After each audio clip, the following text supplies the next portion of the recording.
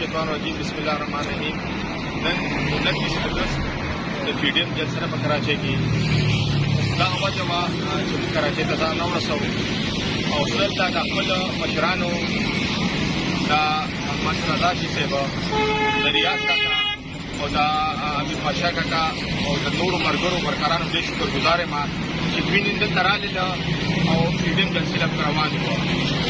دلته راتګ مقصد او دونه مرګوره مقصد دا و چې موږ د وښایو خلکو ته چې قومي وطن پارټي یو قوت دی. قومي وطن پارټي په رسمي معنو کې د پاکستانیانو او بالخصوص د پښتنو د پاکستان حق بورډ کې نمائندګي کوي. نو دغه لپاره موږ روان وو. د دې مشرانو او مرګرو ډېر شکرګزار وو او دا پیډیم د عوامو لپاره جوړ شوی دی.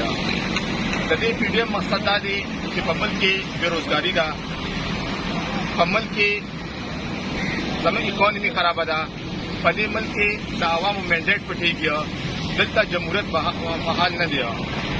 نو زه د خپل ټول عوامو دا وایم چې نن ورځ دا لیډران ستاسو لپاره وتلي او دا جلسه به انشاءالله موږ کامیابه وو.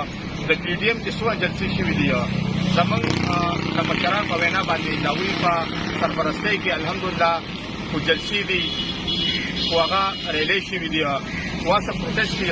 نو الحمدلله قومي وطن پارټۍ ډېره کامیابه جلسې خپلې کړې دي او نن موږ پیډیم دغه روان وو او زموږ نور هم ډېر ملګري دي.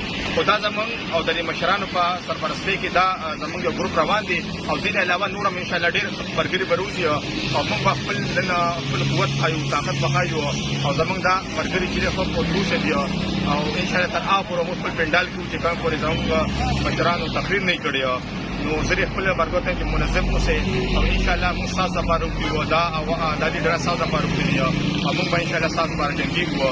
نو عوامو ته یې نن وځئ او چې دې عوام د خپل لیډران سره ودرېږي.